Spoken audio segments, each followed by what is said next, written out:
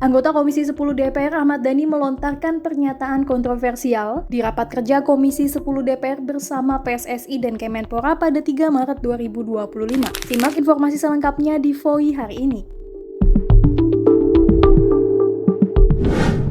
Ahmad Dhani menyatakan dukungannya terhadap program naturalisasi pemain sepak bola Indonesia. Kader Gerindra itu memberikan sejumlah usulan, di antaranya mengurangi pemain naturalisasi bule atau kulit putih, menyarankan menaturalisasi pesepak bola dunia yang sudah pensiun untuk menikah dengan wanita Indonesia dan memiliki anak, hingga mendorong poligami agar memiliki banyak anak yang bisa dijadikan pemain naturalisasi. Saya itu orang yang termasuk sangat setuju naturalisasi.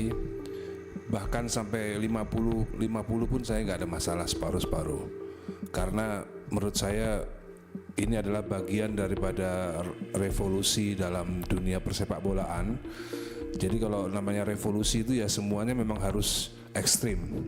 Tapi usul saya, kurangilah pemain yang bule, dalam tanda kutip yang rasnya bule ya, rambut pirang, mata biru. Karena menurut saya untuk Indonesia itu kurang enak dilihat. Kalau bisa dicari yang mungkin dari yang rasnya mirip-mirip dengan kita, entah itu dari Korea atau dari Afrika yang mirip-mirip kita gitu. Nggak masalah, banyak nggak ada masalah. Yang penting warna kulitnya masih seperti kita. Karena kalau bule itu dilihatnya kayaknya sepertinya gimana gitu Pak Erik. Itu cuma usulan saja. Lalu naturalisasi tidak harus itu pemain. Bisa juga misalnya pemain-pemain bola yang sudah di atas usia 40, itu bisa juga kita naturalisasi pemain bola yang hebat, lalu kita jodohkan dengan perempuan Indonesia. Nah, anaknya itu yang kita harapkan menjadi pemain bola yang bagus juga. Ini pemikirannya agak out of the box Pak Erik, tapi bisa dianggarkan untuk 2026 programnya. Jadi pemain bola di atas 40 tahun yang mau dinaturalisasi dan mungkin yang duda, kita carikan jodoh di Indonesia Pak. Hah? Enggak, pemain-pemain enggak Pak. Kita cari yang dari laki-laki aja. Nah kalau laki-laki itu kan kita bisa cari, apalagi kalau muslim kan bisa 4 istrinya Pak. Jadi iya, jadi kemungkinan ada pemain Arab, Algeria atau Aljazair atau yang mana itu, yang mungkin Maroko, banyak pemain jago-jago mungkin yang udah tua, kita naturalisasi Pak. Dicarikan istri di sini, lalu anaknya kita bina Pak. Itu pasti yakin hasilnya pasti akan lebih baik karena dia Indonesian born. Ini untuk kedepannya Pak Erik mungkin bisa dipikirkan. Usulan Ahmad Dhani itu membuat anggota dewan yang hadir tertawa. Pasalnya, usulan musisi Dewa 19 itu bisa dibilang di luar nalar.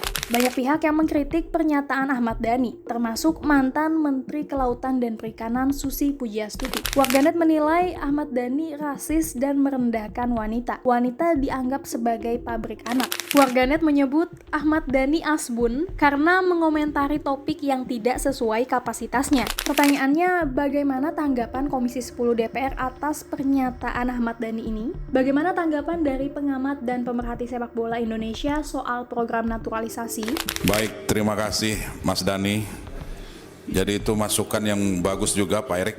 Cuman jangan sampai mengubur harapan dari Fahri tadi. Kalau kita carikan istri di sini repot juga tuh Mas Dhani. Karena kualitasnya justru benar yang disampaikan Mas Dhani tadi. Ya, tapi apapun itu ya itu bagian dari ikhtiar kita Pak Erik.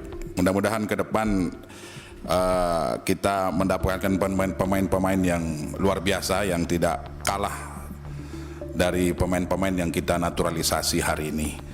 Harapan besar kita dengan menghadirkan pemain-pemain naturalisasi ini, kualitas permainan kita semakin cantik, semakin menarik, dan pada hakikatnya itu kita berharap untuk menang dalam setiap event, gitu kan, untuk mengangkat harkat dan martabat bangsa Indonesia. Karena itu saya sampaikan sebuah pantun, hanya ini saja yang ingin saya sampaikan. Mata memandang dari semua arah, penjaga gawang memakai sarung. Mengapa kita mendukung proses alih warga negara supaya menang dalam setiap bertarung. Itu aja harapan kita. Terima kasih. Assalamualaikum warahmatullahi wabarakatuh. Waalaikumsalam warahmatullahi wabarakatuh. Makasih Pak Iqbal. Itu perlu dicoba juga penjaga gawang pakai sarung itu Pak Erik. Itu nggak akan tembus-tembus bawahnya itu. Bapak Ibu hadirin yang saya hormati, tadi kita sudah dengarkan semua pada prinsipnya seluruh anggota dan pimpinan Komisi 10 DPR RI sepakat dan menyetujui proses naturalisasi 3 calon pemain timnas kita. Kalau lihat dampak, memang ini bisa berdampak secara dalam jangka waktu singkat ya. Karena kalau kita lihat bagaimana kemudian penampilan dari timnas Indonesia itu sangat positif penampilannya, terutama ketika menghadapi tim-tim yang biasanya itu lebih baik dibandingkan dengan Indonesia.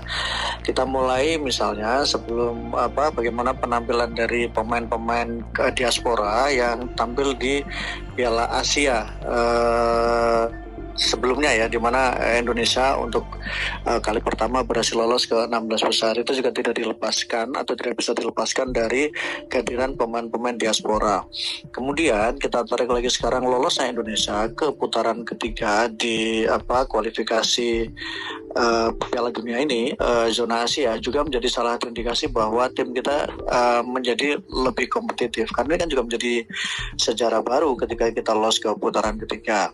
Dan kemarin ketika laga menghadapi Arab Saudi, kita juga melihat sebuah tim yang sangat mapan, tim yang matang, tim yang kemudian bisa memberikan perlawanan yang signifikan terhadap Arab Saudi, bahkan bisa mengimbangi permainan dari Arab Saudi. Dan kita hampir saja menang sebelum akhirnya kita kebobolan. Ini menjadi salah satu bukti bahwa pemain diaspora bisa meningkatkan kualitas dari timnas Indonesia secara keseluruhan, baik itu secara penampilan, secara strategi, dan kemudian secara hasil. Saya selalu mengatakan bahwa kalau naturalisasi diaspora itu tidak perlu dihadap-hadapkan dengan lokal dan kemudian non-lokal. Yang paling penting adalah bahwa mereka kan pemain diaspora, pemain yang punya darah keturunan, dan semua orang yang memiliki darah keturunan dengan dunia yang sekarang makin sempit kan. Dunia sekarang itu interaksi dengan sesama penduduk di luar Indonesia juga menjadi sangat terbuka kan. Hak pemain mereka juga, hak mereka untuk kemudian mereka ingin memperkuat timnas Indonesia. Jadi menurut saya itu menjadi salah satu hak mereka karena mereka juga punya darah Indonesia.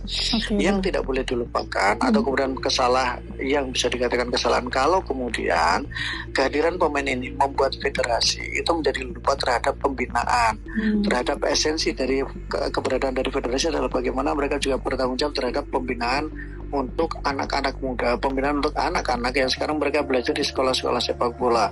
Itu yang paling penting supaya supaya para pemainnya juga bisa berkembang. Jangan kemudian dihadap-hadapkan, diminta ya sudah kalau mau main di timnas ya bersaing. Nah, masalahnya kan berbeda. Ketika para pemain diaspora itu mereka kan mendapatkan pengalaman, mereka kan di Eropa. Mereka belajar sepak bola di Eropa. Mereka menikmati fasilitas sepak bola di Eropa. Mereka mendapatkan pelatih kualitas Eropa. Kan kondisinya kemudian artinya apa? Kualitas yang didapatkan dari mulai level junior sampai kemudian mereka di level senior itu kan rasa Eropa. Nah, Indonesia itu harus melakukan yang sama. Caranya apa? Pemain-pemain muda kita juga harus mendapatkan pelatih yang berkualitas, sarana yang berkualitas, dan kemudian kompetisi yang berkualitas, sehingga dari mulai kecil sampai kemudian mereka dewasa, mereka juga mendapatkan tantangan yang berkualitas juga. Jangan kemudian ya udah hadap-hadapan aja, tapi kan nggak bisa juga kalau kemudian tidak didukung dengan fasilitas yang ada di Indonesia. Jadi itu adalah peran dari federasi.